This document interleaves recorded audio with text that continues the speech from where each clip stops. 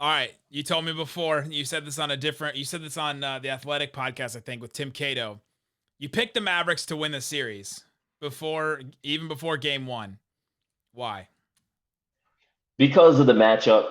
That's really what it came down to. I think this Clippers team has a ceiling of a championship contender, a team that could possibly win the championship, depending on who comes out of the East. But I also said way back before I even took the job with the Athletic that I could see the Clippers being in a first round matchup that is not favorable to them and then not coming out of it.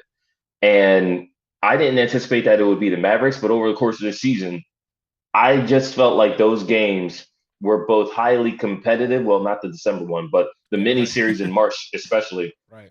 Um, I just felt like, yeah, that's not go that those were playoff type games, and I feel like the Mavericks could make things very challenging on the Clippers. That's just how I felt, and I just couldn't get to a place where I could be like, I'm already not I'm not a homer in any way. I'm also not a troll. A lot of people who cover the Clippers, they tend to be one or the other. And I really strive for that middle ground of I want to trust what I see as far as basketball. I'm a fan of the game and I'm also a student in the game and I try and pay attention to what I see. So it's just me observing what I see and saying, look, the Clippers are really good.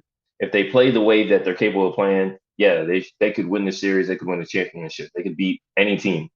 But I also felt like this Mavericks team slows down the pace. Luka is a problem, and the way that the Mavericks shoot or support Luka with shooters, it could present some problems, especially if the Clippers aren't getting shots to fall themselves.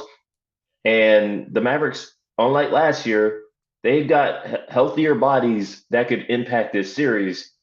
And the trade for Curry or trading Curry for Richardson, I mean, look, I'm from Philadelphia. I got a group text with the homies who were very upset with Josh Richardson last year.